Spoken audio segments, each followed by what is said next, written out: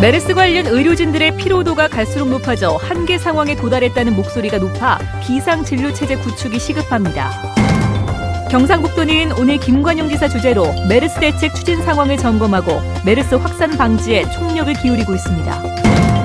준공영제 도입 10년 만에 처음 이뤄진 대구시 감사에서 버스업체들의 회계 부정이 심각한 것으로 드러났습니다. 아파트의 각종 공사 계약 및 비용과 관련해 비리가 끊이지 않고 있지만 책임을 묻기도 힘들어 주민들의 피해만 커지고 있습니다. 네, 여러분 안녕하십니까? 대구 경북 소식 전해드립니다. 오늘은 메르스와 관련한 뉴스 속보부터 전합니다. 경북에서 메르스 확진 환자가 발생한 가운데 대구에서도 처음으로 메르스 1차 양성 환자가 나왔습니다. 경북은 고등학교 교사였는데 대구는 구청 주민센터에서 근무하는 공무원입니다. 취재기자 전화 연결해 자세한 소식 알아봅니다. 조재한 기자 전해주시죠. 네, 오늘 오후 3시쯤 대구 남구청 소속 주민자치센터에 52살 김모 씨가 메르스 의심 증세를 보여 대구 의료원으로 이송 격리됐습니다. 김 씨는 격리 즉시 1차 검사에 들어갔는데 조금 전 양성으로 판정받았고 질병관리본부에 2차 검사를 의뢰했습니다. 그동안 대구의 의심 환자는 모두 음성으로 판정받았는데 양성은 이번이 처음입니다. 김 씨는 지난달 27, 8일 이틀 동안 삼성 서울병원에 입원해 있는 어머니 병문안을 갔다 왔고 오늘 아침부터 발열 등 증세가 심해졌다고 합니다. 문제는 삼성 서울병원을 다녀온 뒤 지금까지 정상적으로 민원인을 만나는 등 업무와 사회생활을 계속해와 또 다른 감염자가 나오지 않을까 우려된다는 점입니다. 또한 김 씨의 부인도 구청 공무원인데다 중학생 자녀도 있어 이들에 대한 역학조사가 실시되고 있습니다. 대구시와 보건당국은 긴급대책회의를 갖고 김 씨의 감염 경로와 동선 등을 추적하는 등 메르스 확산 방지에 나섰습니다. 현재 대구에서 메르스 관찰 대상자로 자택 격리된 사람은 모두 13명이고 전화로 모니터링하는 능동감시 대상자는 31명으로 집계되고 있습니다. 한편 어제 고령에서 대구의 종합병원으로 온 70대 의심 환자는 1차 검사에서 음성으로 나왔는데 고령 영생병원에 입원하지는 않고 격리된 상태에서 응급 진료만 받고 곧바로 대구로 이송된 것으로 나타났습니다. 지금까지 MBC 뉴스 조재한입니다. 대구의 환자는 아직 확진 판정은 받지 않았지만 우리 지역도 메르스 안전지대가 아니라는 불안감이 커지고 있습니다. 지자체들이 모든 역량을 결집하고 있는데 지역 경제를 걱정하는 목소리도 큽니다. 한태현 기자가 보도합니다. 경상북도는 지난주 메르스 확진 환자 발생 이후 초기 대응에 총력을 다해 지금까지는 추가 환자가 나오지 않고 있습니다. 경상북도는 오늘도 메르스 확진 발생 지역인 포항시와 경주시를 비롯해 의료기관과 교육청, 군과 경찰 등 유관기관이 함께 합동대책회의를 열었습니다. 현재까지 뜻을 모아서 속도 있게 진행해 주시고 또 도움을 해주신 점 감사하겠습니다. 지금부터는 중요한 종식까지 모든 역량이 메르스로 결집이 되어야 됩니다. 포항시와 경주시는 도내에서 첫 확진 환자가 발생한 만큼 자가격리자와 능동감시자의 1:1 관찰 감시를 강화하겠다고 밝혔습니다. 경상북도는 격리자의 생계지원금 조기 지원 등을 정부에 요청하기로 했고 참여기관은 거점병원의 비상운영체제 유지와 메르스 예방 대처 방안 홍보에 나서기로 하고 유언비어 차단에도 힘을 모으기로 했습니다. 메르스 사태로 지역 경제에 악영향을 우려하는 목소리도 터져나왔습니다. 외부인들이 들어와서 소비해주는 경제 부분이 상당히 많습니다. 해서 지금 그 부분에 직격탄을 맞고 있기 때문에 시간이 갈수록 굉장한 피해가 일어날 수가 있다고 봅니다. 이 기간이 지나고 난 뒤에 7월 달부터 들어가면 우리가 이 정상을 회복하는 여러 가지 조치가 좀 뒤따라야 되지 않겠나. 지방정부와 유관기관이 머리를 맞대도 뚜렷한 대책이 보이지 않습니다. 초기 중앙정부와 수도권 병원의 안이한 대처 탓에 지방정부만 바쁜 모양새입니다. MBC 뉴스 한태현입니다. 메르스 환자를 진료하고 있는 의료진들의 피로가 누적되고 있습니다. 의심 환자라 하더라도 감염됐다는 전제 아래 철저한 진료에 나서고 있는데요. 메르스 최전선에서 뛰고 있는 의료진들을 김철우 기자가 만나봤습니다. 메르스 확진 환자가 발생한 지 27일, 대구의 첫 의심 환자가 대구 의료원으로 이송된 지 17일째입니다. 현재 대구에서 메르스 관련 진료를 주로 맡고 있는 대구의료원 격리병동에서는 간호사 6명 전원이 자원해서 12시간씩 막교대 형태로 근무하고 있습니다. 또 여기에 들어와 계시는 분들이 이제 팀장급들하고 수강호사들이 6명이기 때문에 책임감 이런 것들이 좀 있습니다. 그래서 그런 부분으로 저희가 현장을 견디고 있습니다. 가족들과 떨어져 지내면서 하루하루 근무를 이어가고 있습니다. 시부모님이 계시는데 아무래도 연세 있으신 분이라 조금 제가 개인적으로 염려가 돼서 그 시골에 좀 잠깐 가 계시는 게 좋을 것 같다고 그렇게 그냥 말씀을 드렸습니다. 격리 병동보다는 낫지만 별도 진료소에서 24시간씩 돌아가며 진료하고 있는 의료진들도 상황은 마찬가지입니다. 이 상황에는 어떻게든 우리가 누구든지 맡아야 되는 거 아닙니까, 그지? 일단 근무원 장기 있고, 다음 두 번째는 우리 대개 그러다 오면은 이건 약간 의심되는 환자 있다 하면 조금 더 다음날 굉장히 신경 써야 되겠지요. 열악한 조건 아래 의료인들의 책임감과 사명감에만 기댄 채 메르스와 싸우고 있어 메르스 사태 장기화에 대비한 진료 체제 구축이 시급한 상황입니다. MBC 뉴스 김철우입니다. 경북의 첫 메르스 확진 환자인 포항 모 고등학교 교사와 접촉해 의심 환자로 분류됐던 동료 교사는 메르스 2차 검사에서도 음성 판정이 나와 자가격리 조치됐습니다. 경상북도는 확진 교사와 접촉한 학생들은 모두 1차 검사에서 음성 판정을 받아 추가 검사를 하지 않기로 했습니다. 현재 경상북도에서 이 교사와 수도권에서 이송돼 온 2명 등 3명의 확진 환자와 1명의 의심 환자가 치료를 받고 있고 524명이 자가격리나 능동감시 대상으로 관리를 받고 있습니다. 대구 신용보증재단은 메르스 여파로 어려움을 겪고 있는 소상공인들에게 긴급 경영안정 특별보증자금을 지원하기로 하고 일시 상환대출은 연 2.8%, 분할 상환대출은 연 3.3%로 금리를 많이 내렸다고 설명했습니다. 대구은행도 메르스로 어려움을 겪는 지역 중소기업과 소상공인들에게 총 500억 원의 자금을 지원하기로 하고 연 1% 금리를 낮춰주기로 했습니다. 다음 소식 전해드립니다. 대구 시내버스 준공영제, 세금 먹는 공룡으로까지 불릴 정도로 말이 많았는데요. 이유가 있었습니다. 대구시가 준공영제 도입 10년 만에 처음으로 감사를 벌인 결과 시내버스 업체들의 회계 부정이 만연해 있는 것으로 드러났습니다. 금교신 기자가 취재했습니다. 지난 2013년부터 2년간 26개 대구 시내버스 업체 전부가 식대로 집행한 금액은 2,400여 건에 8억 2,900여만 원. 하지만 적법한 지출 증명 서류는 어디에도 볼 수 없었습니다. 운전기사 목욕비 등 복리후생비 4억 원가량은 자격도 없는 시내버스 노조 대구지부 명의 영수증을 첨부해 회계 처리했습니다.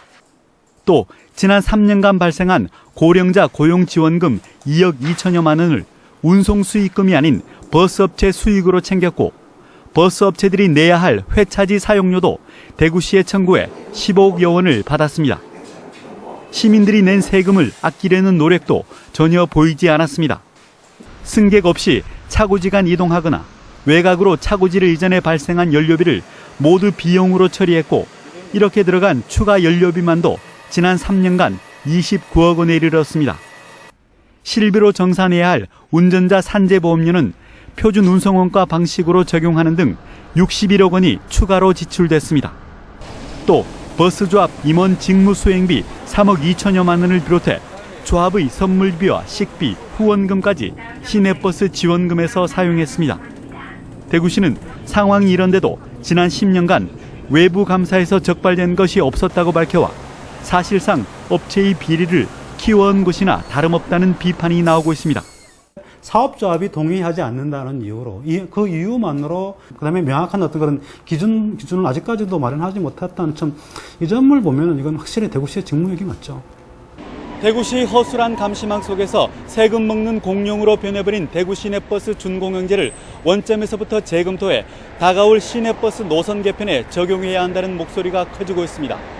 MBC 뉴스 금교신입니다. 아파트의 각종 공사 계약이나 공금 사용과 관련해 비리와 잡음이 끊이질 않고 있습니다. 비리가 확인되더라도 아파트 관리 규약이 허술해 책임을 묻기가 힘들어 주민들의 피해만 커지고 있습니다. 윤영균 기자가 취재했습니다. 1,500여 세대가 살고 있는 대구시 달서구의 한 아파트. 지난해 5월 시작된 15억 3천만 원짜리 냉온수 배관 교체 공사가 아직까지 마무리되지 못하고 있습니다. 공사 과정에서 수십 곳에서 물이 새는가 하면 공사를 마친 곳도 한참 물을 틀어놔야 뜨거운 물이 나오기 시작합니다. 공사 전에 이거 한 바가지만 받으면 따뜻한 물이 나왔거든요. 근데 공사 후에는 지금 거의 한 바퀴수를 받아야 따뜻한 물이 나오니까. 배관을 확인하자 주민들에게 설명했던 배관과 계약서의 배관, 실제 시공한 배관 모두 다른 종류였습니다.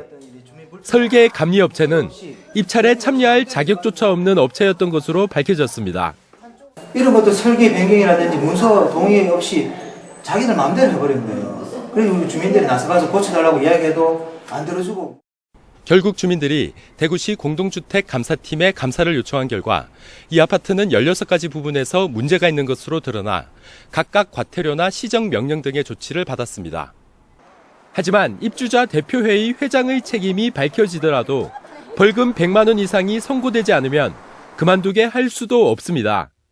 관련자를 해임시키기 위한 주민투표도 선거관리위원회 구성부터 협박과 방해에 가로막히기 일쑤입니다. 선거인장때 재선거 보궐선거다 하락했지만은 의견이 그렇게 돼 있는데 저 부시 마라 한다 하면 아파트 관리 규약이 현 집행부에 유리하거나 모호하게 된 경우가 많다 보니 이런 일이 생길 수밖에 없는 겁니다. 다 그 관리 규약대로 이제 그 선출하고 이제 이런 그 진행하는데 근데 관리 규약 그 이제 자체에 있는 그런 내용들이 다 빈약한 거죠. 결국 이 아파트 관리사무소 직원이 스스로 목숨을 끊는 일까지 벌어진 가운데 지금도 명예훼손과 폭행 등 고소와 고발이 잇따르고 있습니다. MBC 뉴스 윤영균입니다. 대구시의회 제234회 정례회가 오늘 개회해 16일 동안 2014 회계연도 세입세출 결산 및 예비비 지출 승인의 건을 비롯해 22건의 안건을 처리할 예정입니다. 내일은 조성재 의원 등 3명의 시의원이 대구시를 상대로 폐기물 자원화 시설과 7고 강북 지역 경제 활성화, 시민의 날 변경 등을 주제로 시정 질문을 벌일 예정입니다. 대구문화방송은 내일 오후 2시 5분부터 대구시의회 시정 질문을 TV로 생중계할 예정입니다. 이틀 전 경북 영주 지역에 난데없이 우박이 내려 농작물 피해가 속출했습니다. 특히 국내 최고의 품질을 자랑하는 순흥 지역 사과가 큰 피해를 봤습니다. 정윤호 기자가 보도합니다. 적과를 마치고 막 성장기에 들어선 사과가 골프공처럼 변했습니다. 사과잎은 대부분 찢어지거나 떨어졌고 심한 곳은 사과 나무만 남았습니다. 100만 평에 이르는 영주 순흥 지역 사과밭이 그야말로 쑥대밭이 됐습니다. 1년 농사를 망치는 거니까 뭐라고 참 그 심정은 농사 짓는 사람 아니고는 모를 겁니다. 전문가들 얘기를 들어보니까 한 2, 3년은 후유증이 간다고 그러니까 의욕도 없고 그러네요. 고추대는 대부분 부러졌고 감자, 옥수수 가릴 것 없이 밭작물 전체가 엉망이 됐습니다. 피해 면적은 잠정 700여 헥타, 이 가운데 620헥타가 순흥 지역에 집중됐습니다. 600여 피해 농가 가운데 30%는 농작물 재해보험에도 가입하지 않았습니다. 농가에서 이게 어떨까 싶어서 가입 안 하신 분들이 의외로 사실상 많으신데 참 그런 분들은 어떻게 참 우리 농협에서 보상을 해드릴 수 있는 방법은 없을 것 같고 하여튼 건 계속되는 가뭄에 느닷없는 우박까지 농심도 시퍼렇게 멍들었습니다.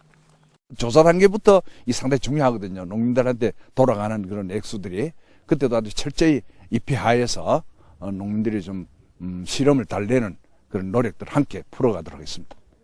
경상북도와 영주시는 정밀 조사를 마친 뒤 중앙재해대책본부에 농약대와 대파대 등의 지원을 요청할 예정입니다. MBC 뉴스 정윤호입니다.